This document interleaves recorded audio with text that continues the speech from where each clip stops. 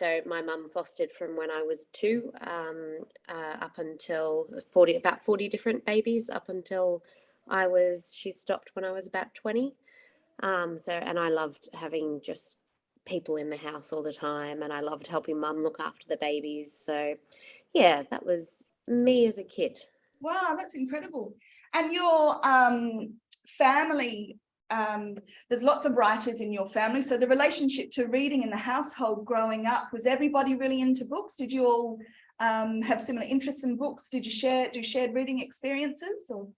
Yeah, definitely. So mum and dad definitely encouraged reading and encouraged creative writing as well.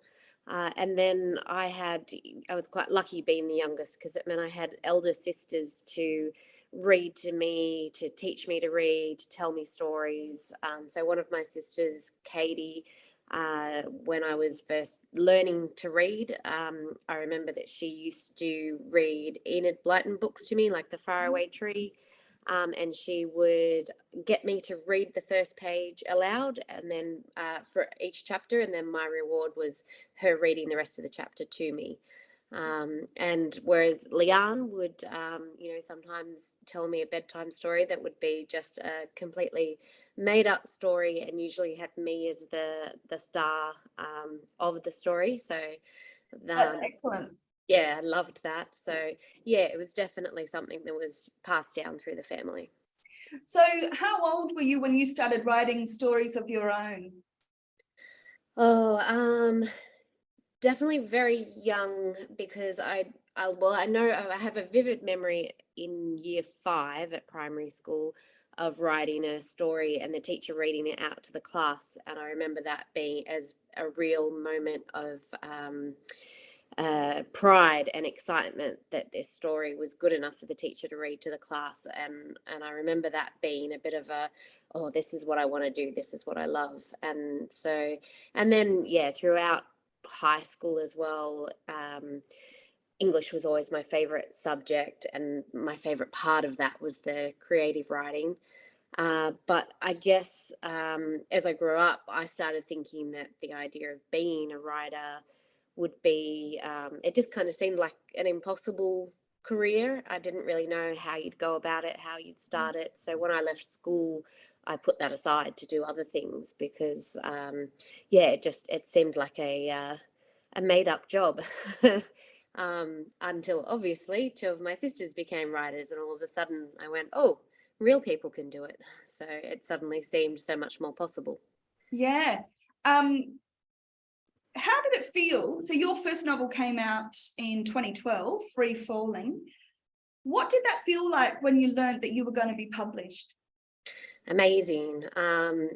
Yeah, very exciting. But what I quickly learned, though, was that there was still to be lots of ups and downs. So you kind of, I think, as an aspiring writer, it feels like once you get that first publishing deal and you know your book is going to be published, you think that's going to be the moment where you feel like satisfied and like you've made it. But I kind of quickly realized that then there's other things that come next, like sales. And if you're not making enough sales, whether or not you're going to get another book deal, and reviews and writing the next book. And all of a sudden there was, another step and another step and another step. And so, yeah, it was a big learning curve, I guess, but still wonderful. And still wonderful the first time I saw my first novel and held it in my hands. Definitely a really nice moment. I've interviewed a couple of debut authors this year with the Paperback Book Club, and it's interesting hearing them talk about their writing. And sometimes a couple were still talking about themselves as emerging writers. I found that really interesting. And I wonder, when did you start to think of yourself as an author? Was there a moment that you kind of thought, actually, yeah, I'm an author? Or did you consider yourself an emerging? I don't know. I just found that really interesting. Yeah, I find that if I meet somebody new and they ask me what I do, I still say I'm a writer instead of I'm an author, and I Yeah. don't know why. It's just this feeling of I don't know, because when I think the word author, it makes me think of the really famous big names like Stephen King and Yeah. people like that, and so I can't quite bring myself to say I'm an Yeah. author. Yeah. um, Yeah. but I mean, I can write it in bios and so on because, I know that if I'm, presenting myself on social media or on a website or something, then I need to present myself in the right way. But yeah, saying it out loud does still feel strange and a bit surreal. So even though, yeah, I'm 6 books in now. Mm. But I suppose identifying, saying that I'm a writer, that's quite beautiful in itself, I suppose, because you look as that might be that you're looking at it like it's the whole thing is an art form and a work in progress, and there's always something coming next, perhaps. Yeah, yeah, definitely. And also, I love that I do get to introduce myself as a writer. And I love that it usually invites more questions. So people then want to know, oh, what type of writer? What do you write? Are you published? And so on. So, it invites more conversation. So yeah, it's a nice thing to be able to say and a nice way to be able to present myself. Mm. So what kind of authors do you enjoy reading? All sorts. I like reading across a lot of different genres. So I like mostly I do like to read the same kind of books that I like to write, which is your sort of suspense drama. That's probably my favorite. But I also like crime. I like fantasy as well. Sometimes some nice, romantic comedy stories. So I love Marion Keyes. I Yeah. love her because, she has that amazing wit and she writes about all sorts of real life struggles so well and mental health struggles, but then she does it with this humor. So I love the way she writes. Neil Gaiman, Diana Wynne Jones, Burke Harrell, Sarah Barry is an Australian writer who she's written some amazing what's the word for it? So she's written some gothic kind of dark crime stories set in Tasmania, and then more recently she's brought out more full crime novels, and she writes these big books that you can really sink yourself into, which I love. Wendy James, I love, and I was a Harry Potter fan too, Oh. and it's still, that's still always a favorite to, one of those nice, warm, comfortable things to go back to. And then, of course, Leanne and Jacqueline Moriarty, our favorite. Yes. Yeah. Yeah. So what are you reading at the moment? What's something that's by your bed at the moment? So I'm in between books, but I have here the book that I'm about to start reading, it's a manuscript, so it's Oh, oh large. yeah, you Yeah. get to see all sorts of stuff before it comes out. That's awesome. Yeah, so this is Burke Harrell, or she writes under BM Carroll. Yeah. Love her books. She writes really excellent, twisty, clever suspense books. So I've really enjoyed her last couple. So I'm very excited that I got an early copy of that. And yeah, I'll be starting that any moment. What's the font size like in those manuscripts? Because would that be, is it kind on the eyes? Yeah, actually, it might be. Yeah, I'm just looking at it. It might be a little bit kinder on the eyes. Yes. I think that's a workplace hazard working in libraries and definitely bookstores. That's something that we always notice is the font size and things like that. So a decade later, yeah, it's a decade later. Yeah. What's life like for you now? And has your practice as a writer changed much since 2012 when your first book came out? Definitely changed a lot. I like to think and I hope that with every new book that I'm growing as a writer and improving and so on. And also I know that my style of writing has changed a bit from the beginning. Like my first novel, Free Falling, would be well, it was kind of described as like a tragic romantic comedy. So sort of a bit of a drama kind of a story, you know, lots of sad bits, but uplifting as well. Whereas my most recent book is more of that suspense domestic noir. So, and that I feel like has been a bit of a gradual change from my first book to the most recent one. And then the actual writing process has definitely changed. I'm still not a planner with any of my books, but with right back at the beginning with the first book, well, I guess to start with, I didn't have a deadline. So when I was writing my first novel, I had no idea if it was going to be published, if I was going to have any luck with it. So I was just writing it in my spare time between work. So I was working as a swimming teacher. I had a newborn baby and a 2-year-old. I was going to uni and just, yeah, writing in between all of that. And so it took about 3 years to write that first novel. Whereas then once I got a book deal and then I had a deadline, the second novel then took me about 9 months to write. And since then it's always been somewhere between 6 and 12 months for each new book, for that first draft anyway. And I think I go through ups and downs with the process.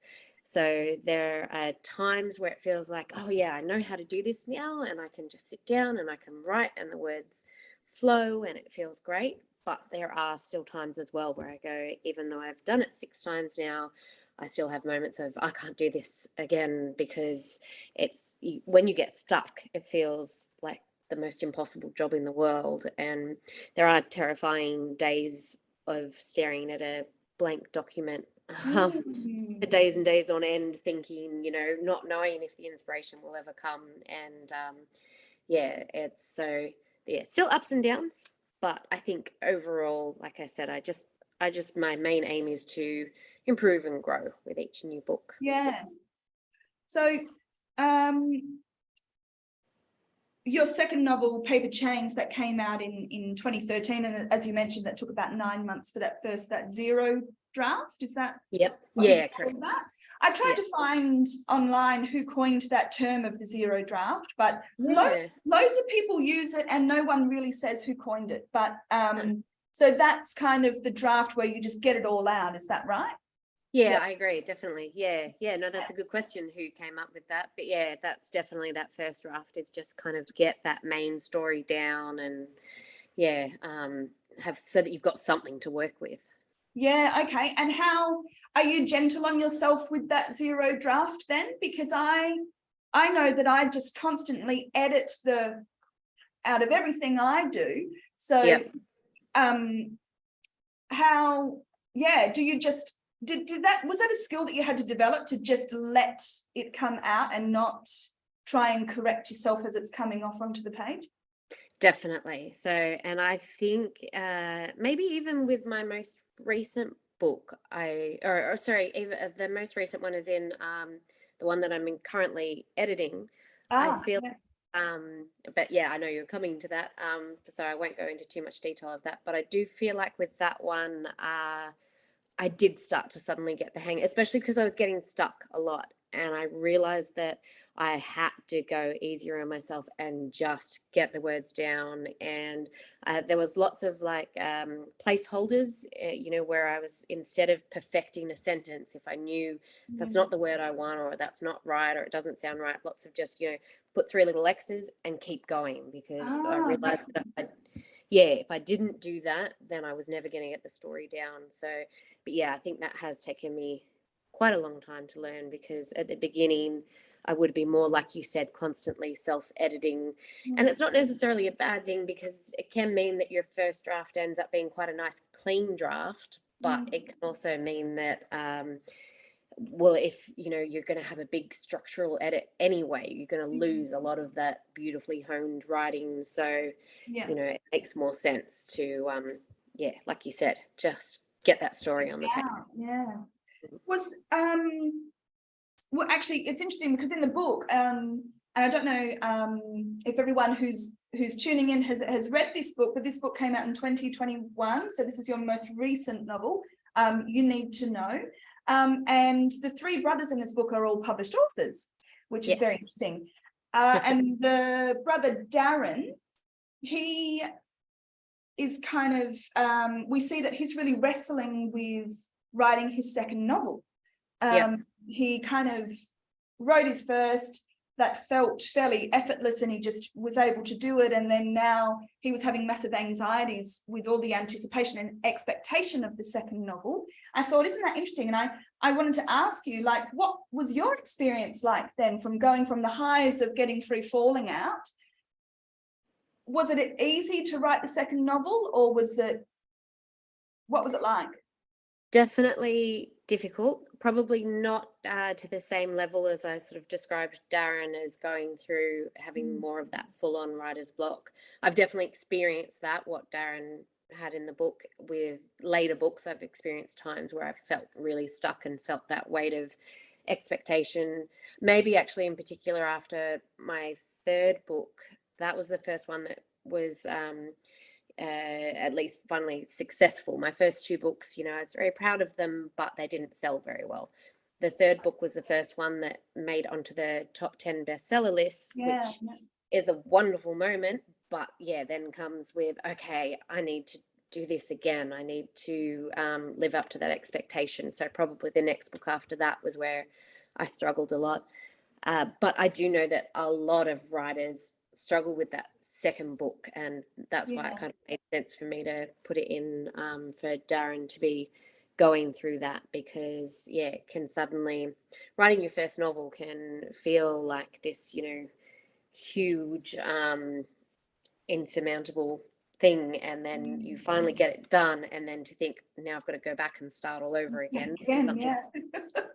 And one of the first questions I got asked as well when I got a publishing deal and sat down with my new publisher, the first thing she asked me was, do you have more ideas? Because if you're just writing a novel for the sake of, I want to have written a novel, then, this isn't for you, basically. But if you've got more ideas and this is what you want to do, then, that's the kind of writer we want to, support and develop. Yeah, definitely. So I had to quickly go, yeah, sure, absolutely. I've got heaps suitcase full. So your first novel, Free Falling, the third one, which you said was more successful, The Fifth Letter, which came out in 2017, and your fourth book, Those Other Women, which came out in 2018, they've all been translated into languages other than English. How does that feel to have your work out there in other languages? And I'm curious what that process is like. And are you, as the author, involved in that at all? So not involved really at all. In fact, quite often, so only literally at the very beginning so it happens through, so I've got a literary agent in Sydney, and they've got a counterpart in the UK. And in the UK, there's a translations agent who deals with all of that. And so, I might get an email that I get really excited about, which says, one of your books is going to be translated into Dutch or German or so on. And then, that's as much involvement as I get. And quite often I'll discover the cover somewhere on the internet without having seen it myself. I'll just be kind of, searching, and one day go, hey, that's my name on a book, and I've never seen that before. But I really like it. I love that, that it means that my book gets to go to other readers, and it makes me, I find myself curious to know, how much changes in the translation. Different cultural nuances, how plot points are interpreted or received. It's and definitely, our very Aussie humour. I don't know how well that floats. But I think the translators who do this are very good at what they do, and and I quite enjoy reading sometimes the reviews that are in other languages. Like, I put them into Google Translate and translate them back so I can see them for myself, only if they're good reviews. One star, I go, I don't need to translate. Don't need to know. Speaking of covers, you mentioned that you might see a cover in another publication in another language, and you haven't had much to do with that. It's a bit of a surprise. But what about Australian publications, or say in the US or UK? Do you have much to do with the covers? Do you have much to do with the title? How does that process So for the covers, I definitely get to be more involved, but I still only to the point of they will sort of, take once the book has gotten to the stage of, close enough to finish, they'll take the general story to a design team and they'll come up with maybe two or three ideas, and that will come back to me. Sometimes though, actually, I don't even see if there has been two or three ideas. If they immediately go, that's the one, we love it, they'll only show me that one, because I think they want me to love the same one that they love. Yeah, okay. And generally speaking, though, I'm okay with that because I trust that they know what they're doing. They know their market. That's why you end up with different covers for the same book in different countries, because each publishing house is trying to choose something that is going to sell in their environment. And I figure they're the experts, so I'll trust them. I think, though, if there was ever a book cover that I looked at and I said, I hate this, I do not want this, they would definitely listen and work with me to make changes. But thankfully, it's never happened. I've Yeah. pretty much always loved everything. And then the titles of the books have often come about through collaboration. Most of my books have changed, though, from the original working title to what it ended up being called. I think the fifth letter was the only one that was called the fifth letter right from the beginning, because it worked for that story and the publishers loved the title, so it just worked all the way through. But every other book I've had a different title to start with, and I've been able to tell when the publishers weren't too keen on the title when I'd sort of send them an email with, here's the latest draft of blah blah blah with the name, and they would write back and say, yes, still working on what we should be calling this manuscript. And I'm like, but I put a name in there. You missed that. So yeah, that's a good hint that yes, they don't like the title. Working. Yeah, exactly. But again, I've always been happy as well with what we've come to in the end after. And sometimes it'll be group emails going back and forth and kind of workshopping names, or sometimes it might just be one of the editors going, how about this? And it's perfect. And you go, yes, love it. So. So you've been published by, so this book, this latest one is HarperCollins, but were your earlier books Penguin? Random House?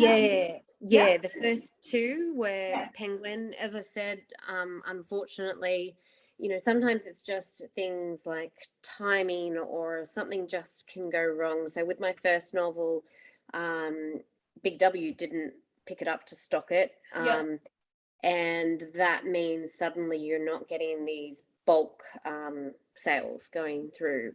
And so I just didn't get the sales basically to justify it. Luckily I had a 2-book deal, so I was able to write the second one, but both of those books, as I just didn't get the sales, but there was no reason basically for them to give me another book deal. And I thought my writing career was done then. I thought, okay, I've had 2 books, gave it my best shot, and sadly it hasn't worked out, but I was proud of what I'd done. But yeah, definitely disappointed. But I got very lucky that HarperCollins in America, an editor over there, got hold of a copy of my second book and liked it and wanted to publish Chains, it. Yeah, Paper Chains, and contacted my agent and said, I like this book. What else is Nicola working on? And I had to again do the quick, of course I'm working on something. Yeah, come up with an idea. And that had a good flow-on effect. So once HarperCollins in America were interested, that meant my agent had a bit more leverage to go out to publishers in Australia and say, we've got an American audience interested. And so that's how I was then able to get a deal from HarperCollins in Australia. Very small advance, because again, they were going, we're taking a risk on you because, based on your sales. And like I said, I was just, again, that time worked out. Big W picked it up. QBD bookstores made it their book of the month. Little things like that all added up to it selling well, and meaning that I got to keep going.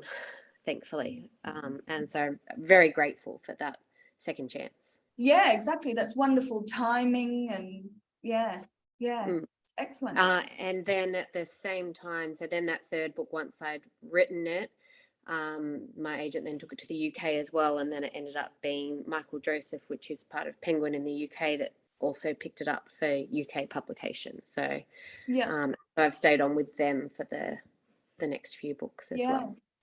Mm. So, but that third book, The Fifth Letter, that one has been optioned by Universal Cable Productions for film rights. So for those of us here, including me, who don't quite know the process of optioning film rights to a book, can you explain a little bit about what that means and kind of how does that impact you as a writer? Yeah, so what it means is for a minute you get super excited and think, oh my God, my book is going to be a movie or a TV show. And then you very quickly learn that being optioned is no guarantee.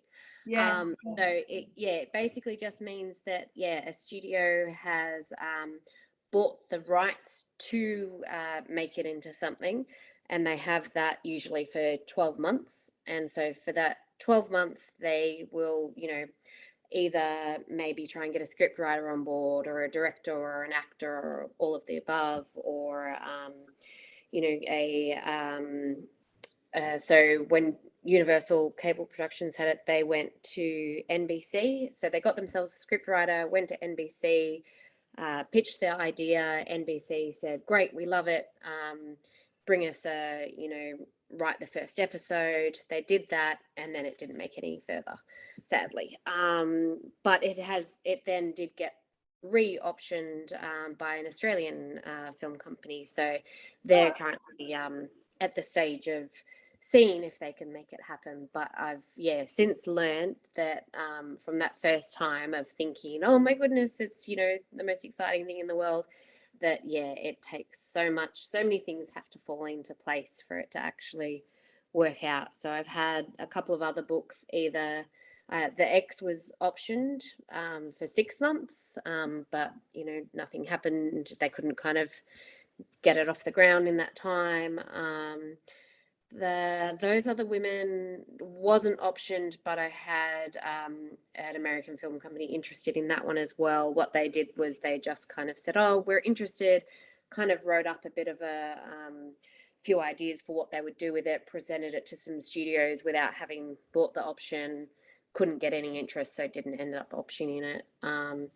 And You Need to Know also had a couple of film companies, again, interested, but like I said, nothing just fell into place. There was one that was saying, we want this actress and this showrunner and this, we want to put it on Amazon Prime, and this person said yes, and this person said yes, and this one said no, and it went, okay, well, not happening. So yeah. Hmm. So now I've got a lot more questions here about the nitty-gritty of your writing process. Trouble with me is I can talk forever, so this is probably a really good point for me to throw it out to people. Does anybody have any questions that they would like to ask Nicola? No? Is there anything, Soraya? Does anybody have any questions on the internet-y bit? Not yet, but we do have a comment from Annie out at Bindoon. She said Diana Wynne Jones is her favourite author, or fave author. I love that you know her. Lovely. Awesome. Very happy to hear that. Yeah, I love her as well. I have a question. Yes. With the fifth letter, how difficult it is with your four characters to be consistent, that who was married to who and who had which child, and because I had at the beginning had to write down that I know they were school friends, Connected, yep. Their home life, but then I got to know them more and it fell into place. But as a writer, do you have to sort of write to yourself? Yeah, definitely. So even though I don't do a lot of planning at the start of a story, because I prefer to just start writing and see where the story goes, at the end is when I then do have to start doing some planning, and that's when I often will get an Excel spreadsheet, and I'll be literally, writing down character names, making sure I don't have any character names that sound too similar, that might kind of confuse the reader. Looking at timelines as well to make sure that if this happens for this character on a Friday night, then it doesn't make sense that their child is going to school the next morning, those kinds of little things. So yeah, I find I like having a spreadsheet for that, and yeah, that's where I'll keep track of all of their names and what their lives are like and so on. But yeah, to start with, it's definitely difficult at the beginning, and that's where I'm probably still putting some of those placeholder X's, especially if I can't think of a character name. Sometimes they'll just get XXX until I can name them later. I have another question that's just come through. Yeah. It's from Christina, who's also viewing this from Bindoon Library. She says, "Even you need to know, the oldest brother had publishing companies that were auctioning for his book. Has that ever happened to you?" Once, yes. So in the UK for the fifth letter, that happened, and that was a very exciting moment, and definitely very surreal having that happen. And I didn't kind of get to see it happening in real time because it was over in the UK, so I was kind of getting emails when I'd wake up in the morning saying this company, this publishing house has offered this much, and we've gone back and this one's offered this much. And yeah, that was pretty exciting, but that's the only time it's happened in that way. The rest of the times it's, well, like my first novel, it was my agent went out to I think 6 or 7 different publishing houses, and in the end only one made an offer, and it was just a relief that somebody did want it. So yeah. You had a question? Yes. When your books started getting more popular, did that have an effect on the sale of the first 2? A little bit, yeah. A little bit, but not huge, because there's still those first 2, and especially being with another publishing house as well, they're still not as readily available. You wouldn't, walk into Big W and see it on the shelf or something. So, but I have seen, because I get the royalties statements every 6 months, and I kind of keep an eye on it, and I have seen that, maybe the ebooks might be selling a bit better. But yeah, definitely an impact, but not a huge impact. So does that mean then that, so Penguin Random House would print X amount of those books, and then so that's what's kind of sitting there as inventory then? So when you're now with HarperCollins and they're publishing the fifth letter and your subsequent books, so that's how that might not affect them, because is that right? Because Penguin have printed a certain amount, HarperCollins are not going to print those books unless they get the rights for them. Is that right? Correct. And, right. and yeah, definitely. And as well as that, in the early days when the sales weren't so good, I did also get a letter saying, just letting you know, we're going to be pulping copies of your book. If Wow. to purchase them for $2 a copy to have some for yourself. So that's always a very heartbreaking email to get. So yeah, I think they would only now print on demand, I assume, for those. So there's still some ebook sales, and I think you can kind of order them online through Booktopia. They can get hold of. So, but yes, not many copies floating around. Right. I think every librarian's head just exploded when you used pulping. Yes. Yeah. Oh my God.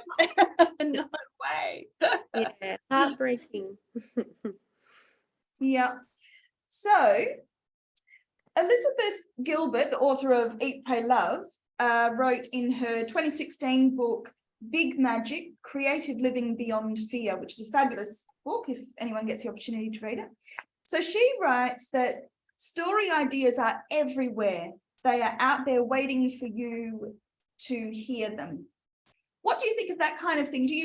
How do you get the ideas for your books and the inspiration for your books? Do you find that it's just a matter of tuning into your environment and taking more note of things, or how do your ideas come to you? Yeah, definitely. I think that's a perfect quote and so true because sometimes it's the simplest little things that will spark an idea for me. So, yeah, I'm definitely out and about kind of, listening in on conversations, picking up on little things or, I don't know if you're sitting in a cafe and you see a small child running past and a parent chasing them. And then you think, oh, what if that's not their parent? What if that's somebody kidnapping that child? Those kinds of things that can kind of spark a bit of an idea of not necessarily that. Of course, a drama thriller writer brain goes to, oh my God, it's being kidnapped. Yes. And if I really was concerned they were being kidnapped, I think I would definitely get up and go after them. Yeah, Yeah, just that kind of thing I find often just pops into my head. And so, for instance, with You Need to Know being based around a major car accident, I did actually stop at a car accident a few years back. I was on my way to soccer. I play, soccer at a local club, and driving through the rain and saw a car on the other side of the road, and for just a second thought to myself, that's a really weird place for that car to have parked up on the side of the road, and then looked again and went, oh, that car's not parked, it's hit a tree. But it must have literally just happened because nobody else was there yet. So I kind of turned around, went back, and jumped out of the car and ran up to this. It was a young female P-plater who'd lost control in the rain, in the dark, coming out of a roundabout. And so, yeah, and she was sitting there just screaming when I got to the car, and I was going, are you okay? Are you hurt? What's happened? And then she passed out. And thankfully, another person stopped. So the second person who stopped, I was able to say, you call the ambulance. I'll, keep trying to, I was trying to wake her up because I was thinking, checking her, checking for a pulse, checking she's breathing and so on. And just trying to, she kind of came to again, and I just kept trying to keep her talking. And I think that might have, not specifically, it's not like I walked away from that and thought, oh, I'll write a book about that. But I think I just started imagining what would it be like to be the first person on the scene of a car accident that was much bigger. And if, say, for instance, you were the first person and you suddenly realized you knew the people involved in the car accident, and how would you decide who to go to first and what to do? And that then kind of led into the story of You Need to Know. Yeah, okay. There's some really interesting things explored in You Need to Know. That whole idea of kind of responsibility and social responsibility and accountability kind of comes up with now, this is the thing. In the book club, when we meet, we're always giving spoilers because we've all read the book. So I've got to make sure right now I don't give away spoilers. So stop me if I go too far. But so with this crash that you said so yourself, we know one happens. Yes. Yeah, that's a thing spliced throughout the book. There is this other narrative going on about people acknowledging that there has been an accident, but whether they choose to stop or not, or whether they're thinking they need to get elsewhere, or they're assuming that other people will stop. And yeah, there's a really interesting conversation going on about that, not just to do with the crash actually as well, to do with the family that it's based around, the responsibility and accountability that they have to each other, and what they do notice and what they are accountable for. And it's, some pretty heavy themes in this book. Yeah, and I don't know that I necessarily set out to, write about those specific themes or so on. It's more just kind of what grows with the story. So, it started with this general, again, like you said, just getting this initial idea. So getting a spark of something from something I've, seen out in the world. And it grows from there. And then things like the themes and so on, what I'm exploring, kind of come into it later as the characters grow and as the story develops. So which character came to you first? Definitely Mimi. And probably because she's she's not based on me, she's not the same as me, but she's probably the closest to me in terms of being mother, you know, in a lovely relationship. Her kids are different ages to mine, but I think her her middle child was similar age to my youngest. So it kind of, you know, I always like to try and include somebody who's going through some things that are similar to me, because then I know that I can inject some realism into that character, and I can share some of my own little anecdotes and stories, and you know, and they always say, write what you know. So yeah, bit of an anchor into the narrative. Yeah, I think so. Yeah. So interestingly, Mimi is also an illustrator of children's books. Oh yeah, she's about that.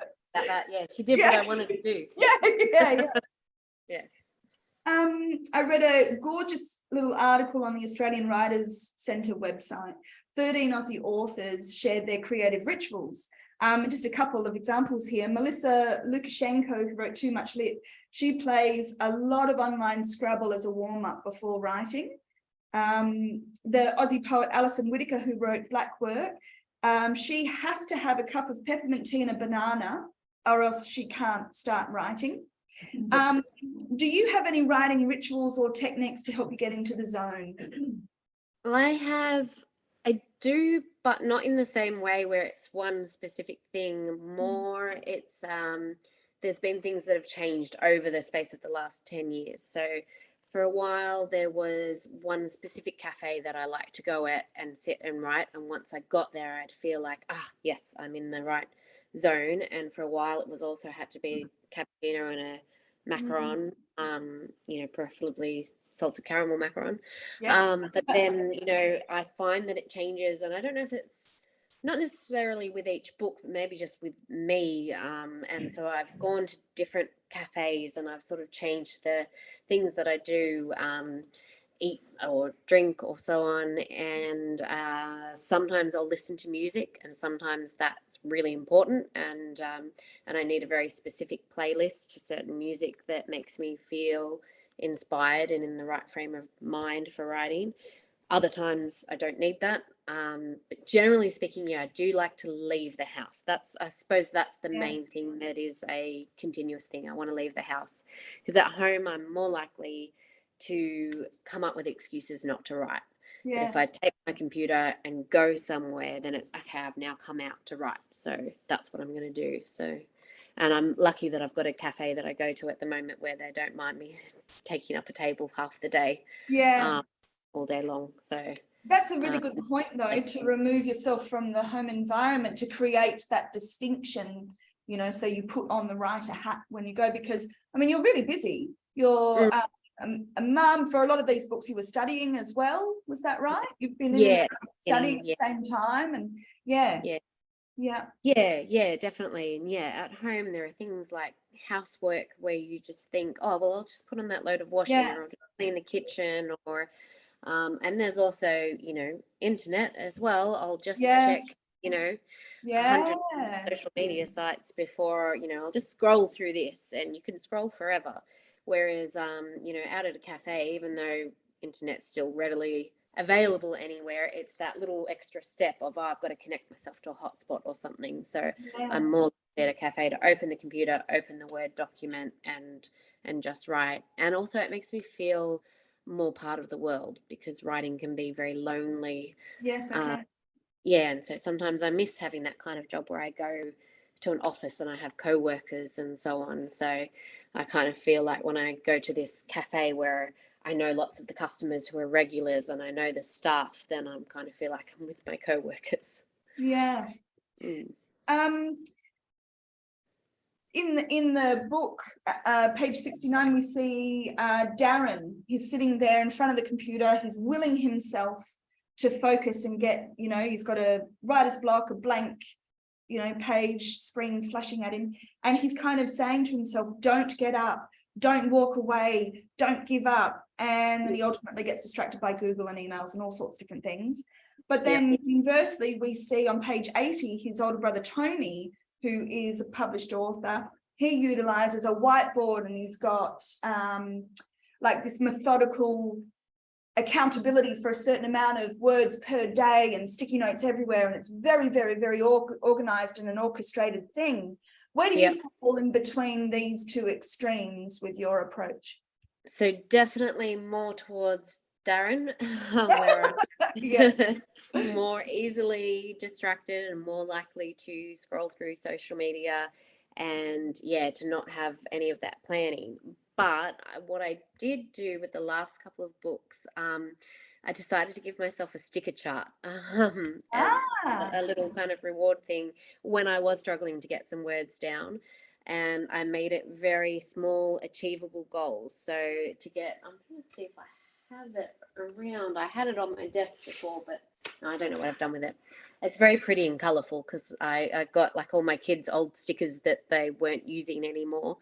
And I would give myself a sticker for every 250 words. So that felt quite good. If if I'd written 1,000 words, then I get to put 4 stickers on the chart. And it sounds silly being a sticker chart, but there was something visible on my desk that I could look at and see the progress and see that I was getting somewhere. And it was fun choosing the different stickers because my kids had a lot of stickers. So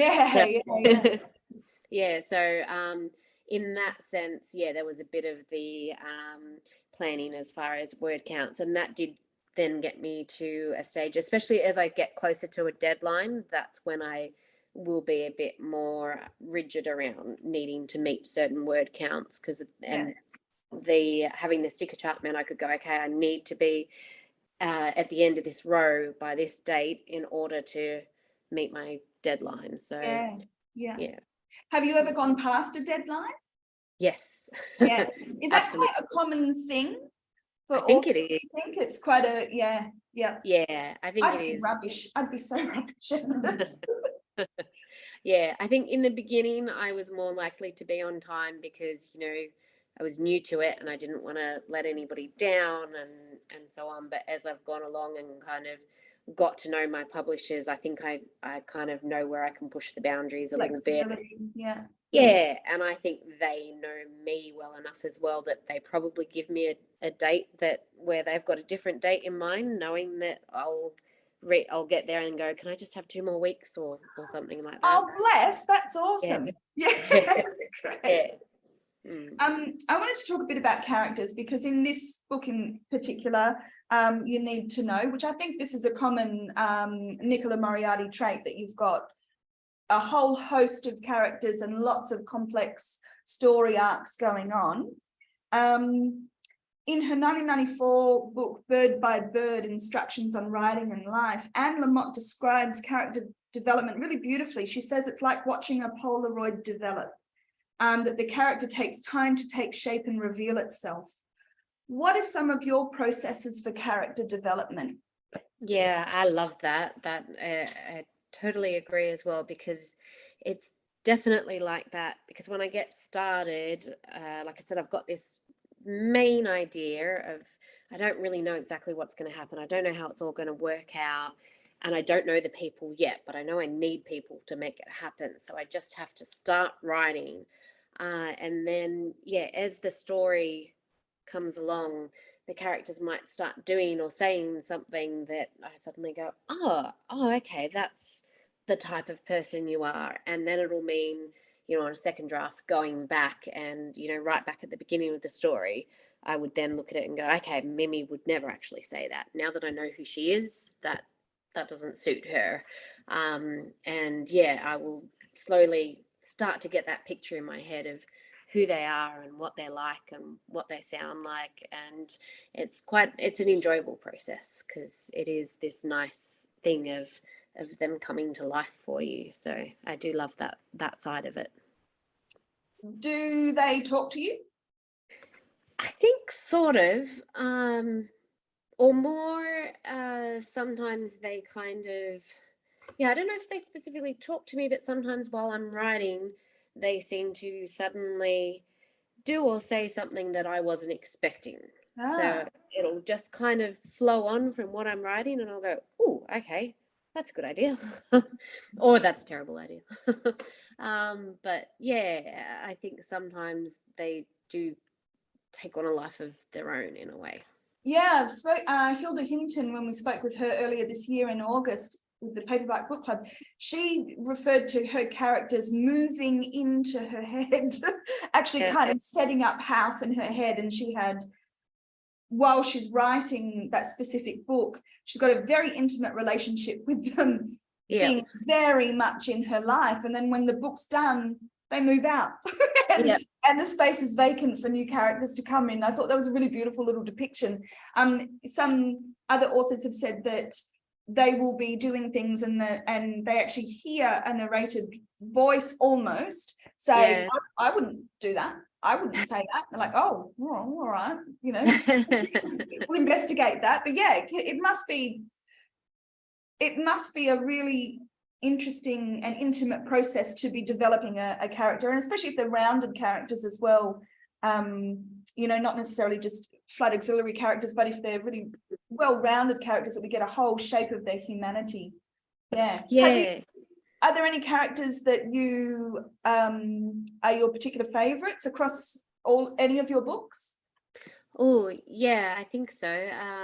So definitely my second novel. It's not again not based on me, but has a lot of me in it, because at the time I was going through postnatal depression and I wove a lot of that into that book. So that book therefore felt very close to me, because it was it was a nice cathartic experience for me to be able to write about something I was going through. It really helped me with it. And so one of the characters in that, the new mother who is experiencing postnatal depression, is probably a bit of a favorite of mine. Although also there's, you know, the friend who she meets who helps her in India is a favorite because she looks after us. So I probably think of her as looking after me.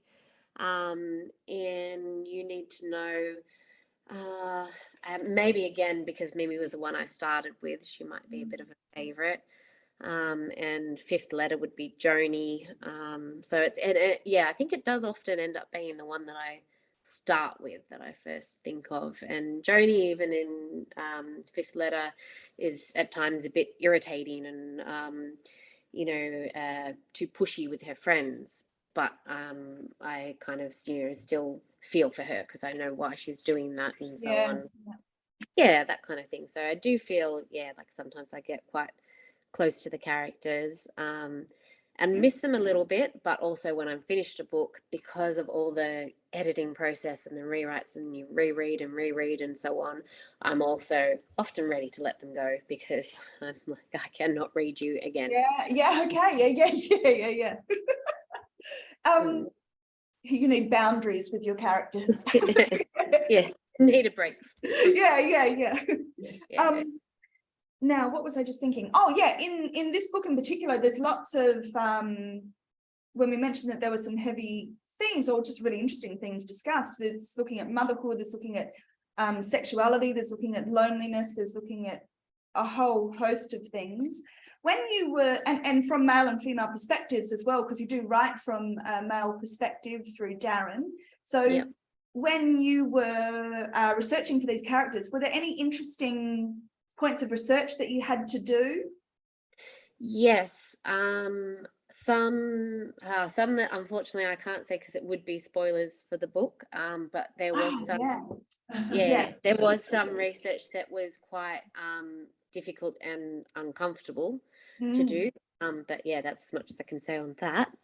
But there was also, because of the car accident, I did a lot of sitting down with a paramedic, talking about exactly what the response would be from, you know, people first on the scene. And I found that really fascinating, hearing how it all works, and also surprising as well, because the first thing I said to this paramedic was, you know, okay, so I've got this scene with, you know, 4 different cars and this is happening and this is happening.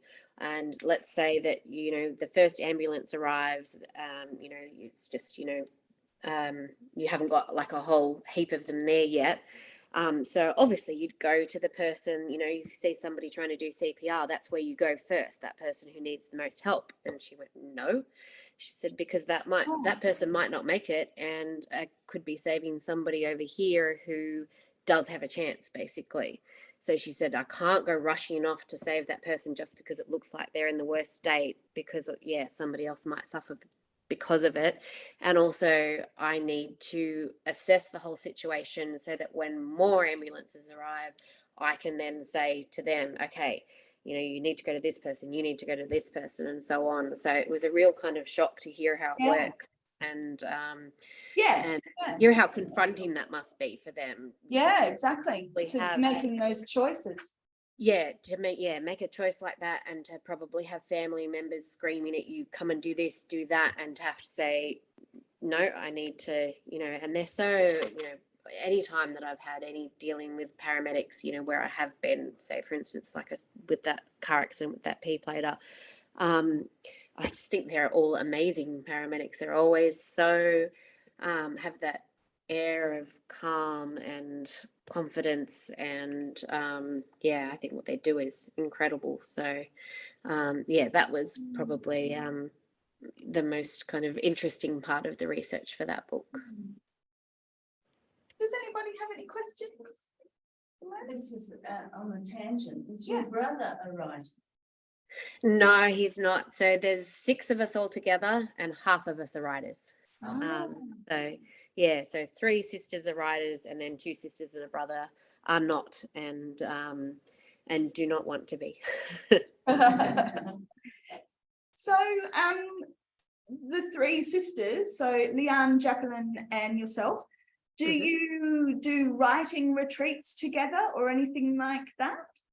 No, we haven't done anything like that. We do definitely chat, you know, talk writing a lot, and we do have to be careful, as you know, at a family get together, that we don't talk about it too much, because the other sisters, you know, will get a bit, okay, can we talk about something else, please? But we definitely also, you know, will message each other for advice if there's either, you know, an edit happening and we're kind of trying to decide, you know, what to do with a character, or whether we're happy with a change that's been suggested. We'll message each other for advice. A writing retreat sounds like a nice idea, though. Maybe It does, doesn't it? Yeah. Yeah. Yeah, I think we should do that. I'm going to put it. Can I ask you a Yes, question? please. Yeah. You've done 6 books now, is that right? Correct. Yes. Okay. How much input do you have in doing the front matter and the back matter of each book? So the you know, little kind of tagline on the front and the blurb on the back. The blurb and anything else that goes with it, or does that publisher do all that?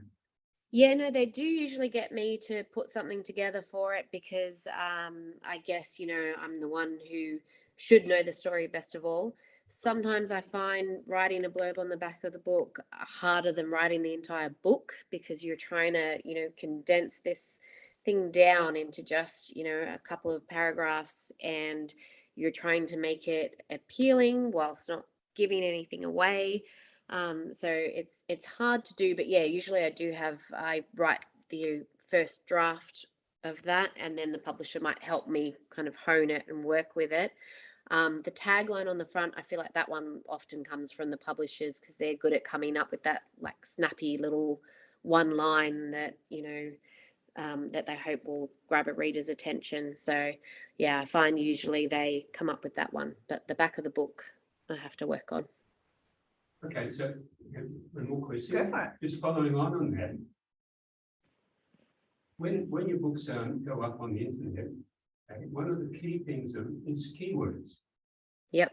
Do you come up with the keywords and run that into your blurb, or how do you come up with those, or is that the publisher? That would be the publisher, because I know they do put keywords into the metadata as well for the, you know, for on different Amazon and so on.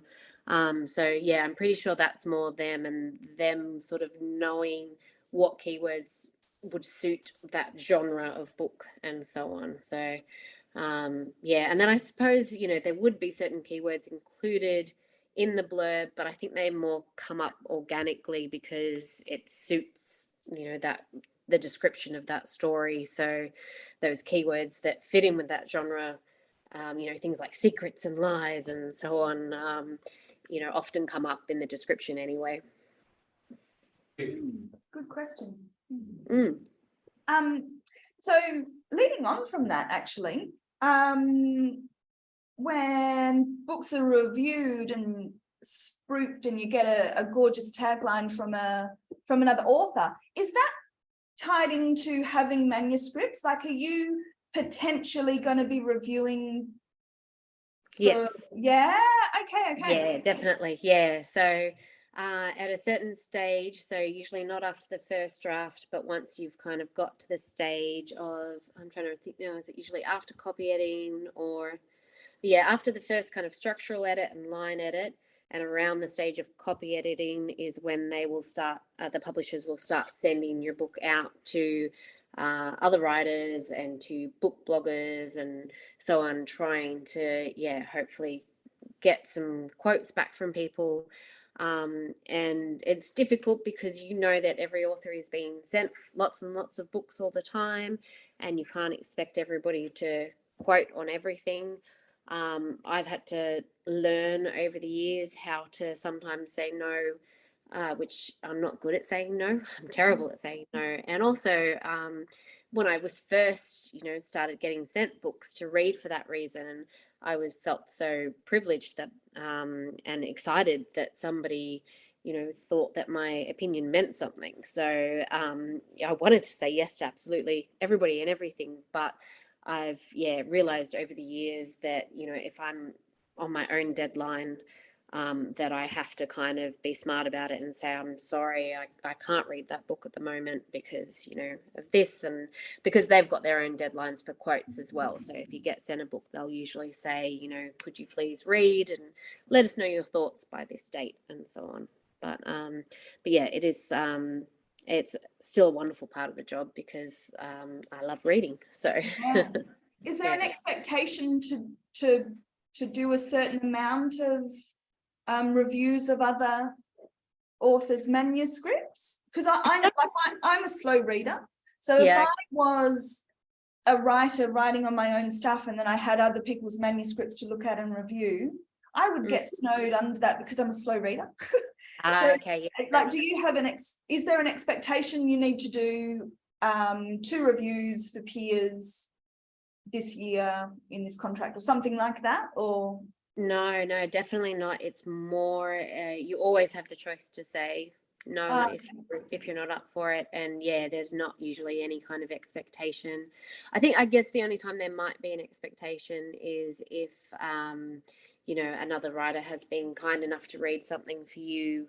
And it's not in the way of, oh, they've said something nice about my book, I must say something nice about theirs, because nobody wants you to give a quote that's not genuine, but more a case of wanting to return that favor of taking the time to read their work when you know that they've taken the time to read yours. So but even then it's still not an actual must do or anything like that. You've always got the option to say no, and also you've got the option, if you read something, to not provide a quote, because you don't want to, as I said, you don't want to give a quote that's not genuine. So nobody would ever expect you, if you didn't enjoy something. And generally speaking, I think I can pretty much always find something I love in a book anyway, because I try to look at it as what other readers' opinions would be, and knowing that everybody's different and so on. So unless I read something and it's absolutely terrible, then generally speaking I would always try to say something nice about it. And if I really didn't like it, then I would say that I never read it. Billy, I'm sorry, but we're just we're running over time, so unfortunately we'll have to start winding down the as much as we'd love to keep going. So just maybe some final questions or comments for Nicola. Could I ask one final question then, and then we have a final gesture? Is that okay, Soraya? That'll be fine. That's all good. Beautiful. Okay. Gosh, sorry, I'm notorious for that, running over. All right. So, What advice would you give to emerging writers today then, Nicola? Main piece of advice I think would be to write the story that you want to write, the story that speaks to you. You know, don't try to write something because you think that's what you should be writing, or because you think that's what you know, the current genre that's selling well, or the you know, book that feels like it would, you know, more likely to sell, or so on. It just write what is most natural to you, because I did try, actually, before I wrote my first novel, I did try to write a crime novel, and not in the same way as my later ones where there's suspense, a more straight crime novel. And I realized I got 10,000 words into it, and I was struggling, and it was like wading through thick mud, and I realized it's because I wasn't writing my story, the thing that suited me. So yeah, I think just write what you want to write, not what anybody, you know, tells you should write. And to try to write every day as well, because if you are stuck and, you know, got writer's block or something like that, just write something else. Write a poem, write, you know, a letter, write a blog post, write a couple of sentences, anything to just kind of remind yourself that it's okay to keep writing. And I don't take that advice myself enough. Now, Nicola, on your website, I did see you mentioned that you would love to, first of all, you thanked people who had visited your website and who had supported your work and read your books. And you said that you'd love to give them a Freddo frog in thanks. But then you also reminded them that you're a mother of young children and you would have eaten all of the chocolate yourself, so you probably wouldn't follow through, but the gesture's there. So Annie from Bindoon and myself, we decided that we would get Freddo frogs and give them out on your behalf. So these are from Nicola Moriarty. If anyone wants to take Freddo frogs, here they go. And there we go, have a Freddo. So are they your favourite chocolate? Any chocolate is my favorite chocolate. Yeah. I feel, yeah, Freddo Frog's a bit of a classic one. I wish I was there right now to grab one. Yeah. It's a bit of a tease, really, isn't it? I thought this would be a nice gesture, but it's actually a bit of a tease. No, it is. Freddo. It's lovely. It's nice because yeah, putting that on my website, I've always wished I could follow through. So this is really nice that you've done that for me. Yeah, Thank you. that's all right. Well, thank you so much for being here with us this evening. Thank you very much to Carnarvon and Bindoon Libraries for participating as well. This has been fabulous. Thank you so much for unpacking all of your process with us and sharing that with us tonight. Thank you everyone here who joined and had some questions. Good luck with everything, and we can't wait to see what comes from you next. Thank you, and thank you so much for coming out in the rain over there as well. And yeah, sorry about going over time. I was just having too much fun. No, that's me. Like that's my fault. That's not your fault. I'm terrible with time management. Thank you so much for giving your time this evening. No problem. Thanks for having me. And we've got thanks from Bindoon. They just sent their thanks through as well. Oh, thank you. Thank you very much. Have a wonderful evening. You too. Good night. Goodbye. Hey. Oh, and a thank you from Carnarvon. Oh. Okay. Thank you.